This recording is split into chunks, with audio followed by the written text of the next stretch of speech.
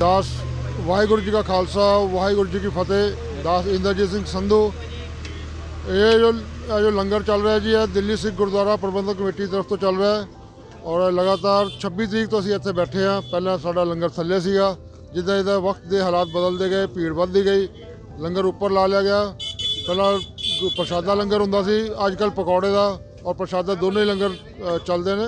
ਔਰ ਸਾਡੇ ਇੱਥੋਂ ਦੇ ਮੈਂਬਰ ਜੋ ਵਾਰਡ ਨੰਬਰ 46 ਦੇ ਮੈਂਬਰ ਨੇ ਸਰਦਾਰ ਭੁਪਿੰਦਰ ਸਿੰਘ ਜੀ ਭੁੱਲਰ, ਉਹਨਾਂ ਦੇ ਸਹਿਯੋਗ ਨਾਲ ਲੰਗਰ ਲਾਏ ਗਏ ਨੇ। ਔਰ ਜਦੋਂ ਤੱਕ ਵੀ ਕਿਸਾਨ ਅੰਦੋਲਨ ਚੱਲੇਗਾ, ਚਾਹੇ 1 ਮਹੀਨਾ ਚੱਲੇ, ਚਾਹੇ 2 ਮਹੀਨੇ, ਚਾਹੇ 6 ਮਹੀਨੇ, ਇਹ ਲੰਗਰ ਇਸ ਤਰੀਕੇ ਨਾਲ ਚੱਲਦਾ ਰਹੇਗਾ।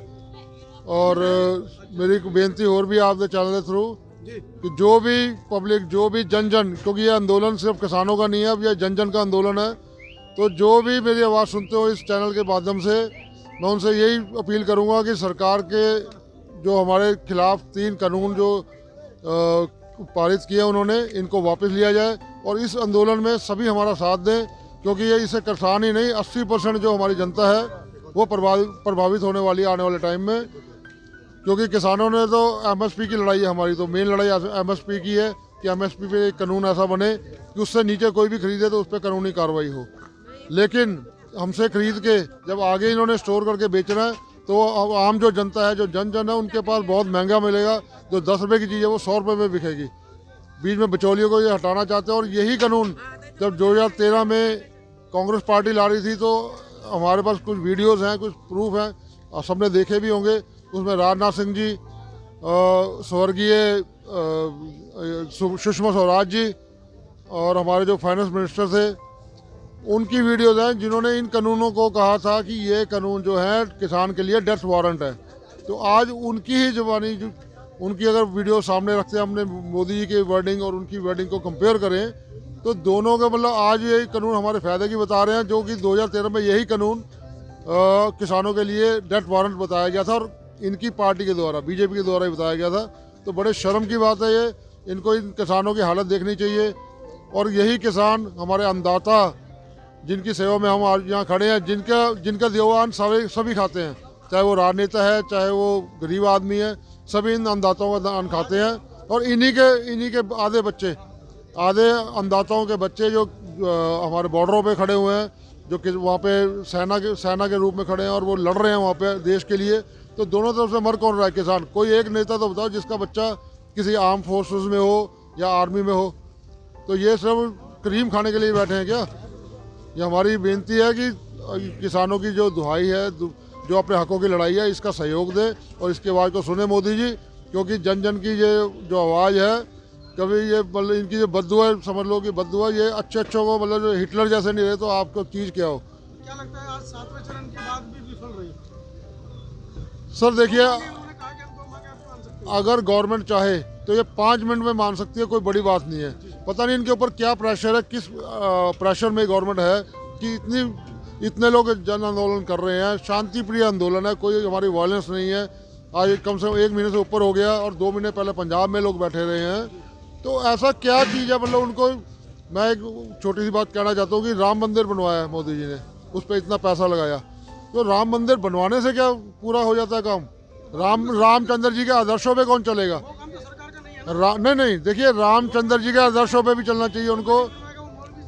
नहीं, देखो ये सरकार का काम नहीं है। सरकार का काम है कि यहाँ पे आंदोलन चल रहा है तो उनके लिए फैसिलिटी भी करे। तो लेकिन यहाँ हम तो जो धार्मिक संस्थाएं हैं, जो धार्मिक संस्थाएं तो यहाँ लंगर चला रही है ना, तो इसी हिसाब से रामचंद्र जी के आदर्शों पे चलना जरूरी है। चाहे वो हिंदू हैं तो उस हिसाब से भी, या कोई भी धर्म है। रामचंद्र जी जो हैं अपनी जनता के बीच में भेष बदल के जाते थे और उनकी हर डिमांड को पूरा करते थे, उनका दुख सुख देखते थे। तो आज तो मीडिया के रास्ते से आप इतना मतलब आंदोलन हो रहा है, इतने जन इतनी ठंड के -डिग्री टेम्परेचर में लोग बैठे हैं।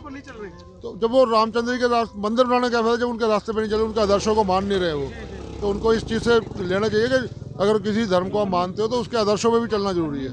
जैसे हमारा सिख धर्म है, हमारे गुरु नानक देव जी ने 20 रुपये का लंगर शुरू किया था। 20 रुपये का लंगर शुरू किया था गुरु नानक देव जी ने, जब उनके पिताजी ने बोला था कि भाई जा तू सच्चा सौदा करके आ। वो 20 रुपये लेके गए, आगे उनको भूखे साधु मिले। तो उन साधुओं को देख के उनके मन में आया कि मैं अगर इन साधुओं को खाना खिलाऊंगा तो इससे सच्चा सौदा और कुछ हो नहीं सकता।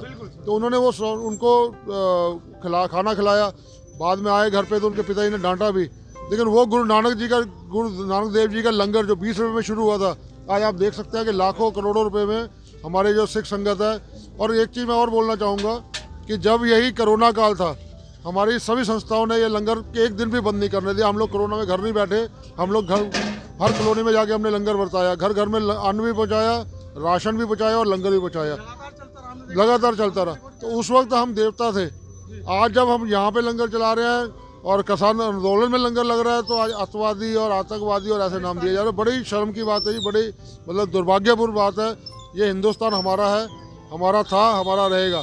उस टाइम एक भगत सिंह, एक चंद्रशेखर आज़ाद और एक राजगुरु ने कुर्बानी दी। आज तो आप देखो लाखों भगत सिंह और लाखों चंद्रशेखर आज़ाद यहाँ पे रोड पे हैं। तो इसमें कम से कम उनकी आवाज़ व्यर्थ नहीं जाएगी। इनके जो यह आंदोलन कर रहे हैं, इनकी जो आह निकल रही है वो व्यर्थ नहीं जाएगी। मोदी जी अभी भी समझ जाओ, वरना तख्त ताज तो बड़ी दूर की बात है। तो सरकार को वापस जाना पड़ेगा बैकफुट पर। बिल्कुल बैकफुट पे जाना पड़ेगा। नखरे दिखाने वो अलग बात है, वो उनका थोड़ा एक तरीका हो सकता है। ईगो प्रॉब्लम भी है ना, तो नाक की लड़ाई भी समझते हैं वो। फिर पीछे जो उनके बॉस बैठे हैं, जब तक इतनी जल्दी नहीं मानता। जो उनके बॉस जब तक उनको नहीं करेंगे, असल में प्रेशर खाली गवर्नमेंट का होता तो कोई बात नहीं थी, वरना अगर गवर्नमेंट करता तो ये नहीं था कि अंबानी अडानी को 100 एकड़ की जमीन। अभी खबरें आ रही है पंजाब चंडीगढ़ से, हाँ जी, जियो के टावर ध्वस्त कर दिए हैं लोगों ने नाराज में। देखिए हमारा जो आंदोलन है शांतिपूर्वक है। जी। अब कुछ लोग बीच में कौन लोग हैं जो कर रहे हैं, ऐसा नहीं है कि हमारे ही लोग कर रहे हैं। हमारे जो किसान भाई हैं वो बिल्कुल, अगर उन्होंने दंगा ही करना होता तो इतना उनके साथ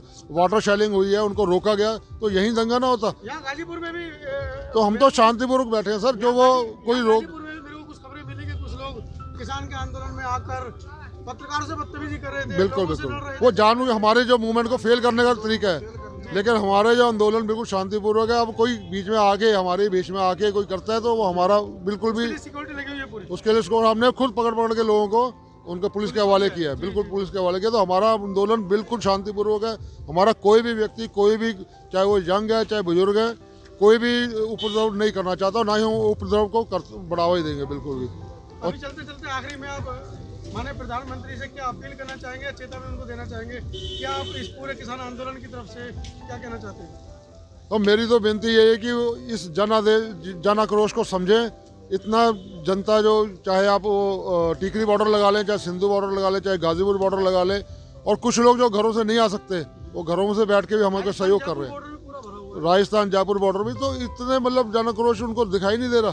तो प्रधानमंत्री जी, एक खबर सरदार जी, माफी चाहूंगा आपकी बात कर। हाँ जी, एक खबर अभी 2-3 दिन से सोशल मीडिया में बड़ी वायरल है कि राजस्थान जयपुर बॉर्डर पर 10 लाख रुपए के कपड़े बांटे गए हैं और किसी किसान हमारे भाई की होनहार 2 बेटियों ने कनाडा से भेजे हो अपने पापा को ठंड में ठिठे होते हुए देखकर, और ये कह रहे हैं कि जीन्स पहन रहे हैं, पैंट पहन रहे हैं, लाखों की गाड़ियों में घूम रहे हैं। सर एक बात बताइए, किसान कब से काम कर रहे हैं जी। और ऐसा नहीं है कि ये हमारे पंजाब में या उत्तराखंड में जितने किसान हैं उनके सबके बच्चे जो है विदेशों में हैं। जी। उन्होंने कर्जा ले लेके उनको पढ़ने के लिए भेजा, आज वो कामयाब हो गए, तरक्की कर ली, उन्होंने पैसा कमा रहे हैं, तो पैसा वहाँ से भेजते हैं, वो मदद कर रहे हैं। उनको पता है कि भाई हमारे माँ बाप यहाँ पे वो गरीबी में हमारे को भेजा पढ़ने, तो पैसा वहाँ से भी आ रहा है। ऐसा नहीं कि किसान, तो यहाँ तो आपको देखो किसान आत्महत्या भी कर रहा है, जिस पे कर्जा है वो तो डूबे जा रहा है। तो ऐसा नहीं।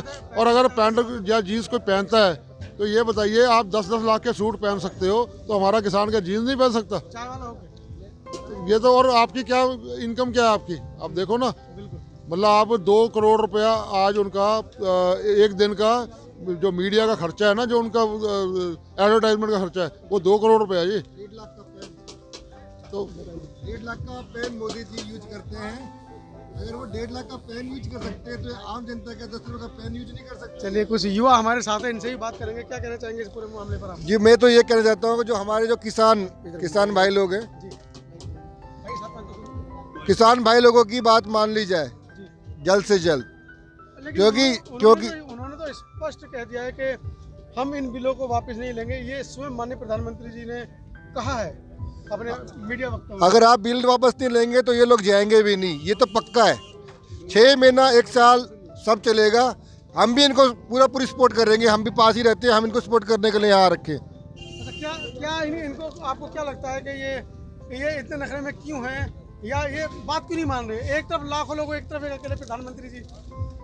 ऐसा कुछ नहीं है। अगर सरकार के पास ऐसी बात होती ना तो ये तो मान जाते हैं, लेकिन जैसे हमारे बड़े बुजुर्ग ने बोला कि उनके ऊपर प्रेशर है, तो उनके ऊपर जरूर किसी कॉर्पोरेट का ही प्रेशर है। मतलब प्रधानमंत्री जी के हाथ में ये बात नहीं है। नहीं है, उनके हाथ होती तो कब का मान जाते वो, बहुत बढ़िया। लेकिन ये कॉर्पोरेट लोगों ने उनको प्रेशर बना रखा है। जी जी जी नहीं, लोकतंत्र में क्या होता है, लोकतंत्र में जो होता है, जी। लोकतंत्र जो है इसमें जनता का शासन जनता के लिए होता है। 72 साल से जनता का ही शासन है। भाई चौकीदार को कौन रखता है? जी। चौकीदार को मालिक रखता है ना, जी जी जी। तो मालिक हुई जनता। अगर ये अपनी जिद पर अड़े हुए हैं तो इस चौकीदार को बदल देगी पब्लिक। ये किसान है, 70% 80% किसान है। बदलेगी कैसे बताइए? पिछली बार भी बदल रहे थे सभी लोग, हाँ, इस बार बदल देंगे। कैसे बदल देंगे? ये उनके पास तो ईवीएम है, आप तो ईवीएम के ऊपर बात नहीं कर पाओगे। नहीं, जब वो मालिक का हुक्म होता है ना, जब गुरु नानक का हुक्म होगा तो ये सब खिलाफ हो जाएंगे। मैंने तमाम सैकड़ों हाँ जी। किसान भाइयों से बात की है यहाँ पर। हाँ जी, हाँ बताइए। सिंधु बॉर्डर पे भी मैंने बात की, उन लोगों से मैंने निष्कर्ष निकाला। बहुत से लोगों ने कहा कि इस बार इनकी सरकार नहीं आने देंगे, लेकिन ईवीएम के ऊपर कोई बात नहीं कर रहा है। श्रीमान जी, आप मेरे से जो प्रश्न पूछना चाहें उसका मैं जवाब दूंगा आपको संतुष्ट। असल में मैं जो आपसे कहना चाह रहा हूँ, जी असल में ये भाजपा तंत्र जितना भी है ना, जी सारा झूठों का तंत्र है, बिल्कुल। झूठों की पार्टी है। अब देश इस बात को समझ रहा है। मोदी जी ने 14 में, जब सन 14 में इलेक्शन हुआ था, जी तब इन्होंने लाखों लोगों में वादा किया था, ऐलान किया था हाथ उठा उठा करके कि अगर हमारी सरकार आती है, भाजपा की सरकार बनती है, मैं प्रधानमंत्री बनता हूँ, तो स्वामीनाथन आयोग की रिपोर्ट लागू करूँगा। कांग्रेस ने आपके साथ धोखा किया है। आज तक उस बारे में बात भी नहीं हुई। हाँ जी हाँ, लेकिन आज तक वो लागू नहीं कर पाए, उसको फिर मुकर गए। अच्छा बाबू जी, आप तो खैर मुझसे बहुत ज्यादा बुजुर्ग हैं। आज जो है, अब जो श्रीमान जी जो मैं कहना चाह रहा हूँ, भाई आज भी ये लोग जो हैं सारे झूठ बोल रहे हैं। शर्म की बात है, मेरे जैसा कोई आदमी आम नागरिक झूठ बोले तो कोई बात नहीं, चलो, लेकिन प्रधानमंत्री भी झूठ बोल रहा है, गृह मंत्री जी भी झूठ बोल रहे हैं, कृषि मंत्री जी भी झूठ बोल रहे हैं, और भाजपा नेता उत्तर प्रदेश के जो मुख्यमंत्री हैं वो भी झूठ बोल रहे हैं। आप मुझसे उम्र में बड़े हैं और हर चीज में आप मुझसे हर झूठ बोले। जो मैं कहना चाह रहा नहीं, मैं हूँ, कुछ और असल में पूछना डॉक्टर स्वामीनाथन आयोग की जो रिपोर्ट है, सारे कह रहे हैं हमने लागू कर दी। बिल्कुल। सारे झूठ बोल रहे हैं, किसी ने कोई लागू नहीं किया आज तक, सारी झूठ बात है। बड़े शर्म की बात है भी ये लोग भी झूठ बोल रहे हैं। ये पूरी सरकार की जो नींव रखी थी अन्ना हजारे के आंदोलन में, वो कहाँ है? वो नहीं दिखते। नहीं, अन्ना हजारे तो अब सब लुप्त हो गए। असल में क्या होता है, भाई, इस पूरे प्रोपेगेंडा को लगभग 8-9 साल पहले इन सब की नींव रखने वाले अन्ना हजारे थे। इस बात को मानते हैं आप? मानते हैं, मानते हैं। लेकिन अब वो कुंभकर्ण नींद में सोए हुए हैं। असल में मैं आपको बताऊं, जब ये सत्ता में नहीं होते ना भाई, जी तो इन्हें किसान याद आता है, जी। और जब ये सत्ता में होते हैं फिर किसान को भूल जाते हैं। अच्छा, मैं ये पूछना चाह रहा हूँ कि अभी इन्होंने आपकी बात मान ली, हाँ जी, हाँ जी, आप लोग भी आराम से घर चले जाएंगे? हाँ जी, बिल्कुल चले जाएंगे जी। उसके बाद सरकार नहीं बदलेंगे या बदलेंगे? नहीं, सरकार तो बदलेंगे, फिर भी बदली जाएगी, क्योंकि इन्होंने कोई काम अच्छा ही नहीं किया है, झूठ बोलते हैं हमेशा। हमें इनकी हाथ में जो पूरी आवाज नहीं जाती। नहीं जाएगी। हाँ जी, मुझे जो है उनकी हमें तो इनके पर मतलब पूरी पब्लिक, कोई पूरे हिंदुस्तान की पब्लिक जो है इनसे आज खिलाफ है। और मुझे तो शर्म की बात ये लग रही है कि जितनी हमारे नरेंद्र मोदी प्रधानमंत्री जी की किरकिरी हुई है पूरी दुनिया में, इतनी आज तक किसी की नहीं हुई। आप कैसे कह सकते हैं? वो कह रहे हैं कि 135 करोड़ जनता ने मुझे जिताया। श्रीमान जी, आज इनसे पूरा हिंदुस्तान नाराज है। आप देखिए, हिमाचल, पंजाब, हरियाणा, उत्तर प्रदेश, मध्य प्रदेश, हिमाचल, महाराष्ट्र, सब जगह तो इनका लोग विरोध कर रहे हैं, सब जगह लोग किसान आंदोलन कर रहे हैं। अच्छा, अब चलते आप मुझे बताइए किसानों को कि आप माननीय प्रधानमंत्री मोदी जी से अपील करेंगे या चेतावनी देंगे कि ये जो लाखों लोग सड़क पर हैं, इनके लिए वो क्या करें? चेतावनी देंगे, अपील करेंगे? असल में हम तो इस समय अपील करेंगे, अपील करना हमारा फर्जी बनता है। वो देश के प्रधानमंत्री हैं, फिर भी हमें उनका सम्मान करना चाहिए कि वो हम किसानों का मान रखें और अपनी जिद पर ना अड़ें, क्योंकि ये जो अधिकार है, ये जो अधिकार है उन्हें हम किसानों ने ही दिया है, पब्लिक ने दिया है। और ये जो 3 कानून हैं, ये नहीं केवल किसानों के ही खिलाफ हैं, ये तो पूरे हिंदुस्तान के खिलाफ है। श्रीमान जी, बाबूजी, आप तो अपील करें, लोग तो यहाँ तक कह रहे हैं कि माननीय प्रधानमंत्री जी के पास दिमाग ही नहीं है। दिमाग होता तो पोते पोती के साथ खेलते, तोता तोती के साथ थोड़ी खेलते। नहीं ऐसा नहीं। देखो, फिर भी जो सम्मानित आदमी है, अब ये हमारे एजिड आदमी है, जो हमारे बुजुर्ग आदमी हैं, मेरे से बुजुर्ग हैं, मेरी तो अभी 62 साल उम्र है, मैं इतना बुजुर्ग नहीं हो पाया, फिर भी हमसे तो 20 लेकिन हाँ नहीं आपसे ज़्यादा हूँ, आप जैसे तो मेरे बच्चे हैं। बिल्कुल बिल्कुल। हाँ जी हाँ, लेकिन हमारा भी अपने बुजुर्गों का अदब करने का फर्ज बनता है, हम उन्हें ऑनर दें चलिए, और हम भी ऑनर देंगे हमारे पूरे प्रधान। हाँ जी। सब्सक्राइब करें आपके अपने चैनल समता आवाज़ टीवी को, बेल आइकन दबाना ना भूलें सबसे पहले हमारी वीडियो देखने के लिए।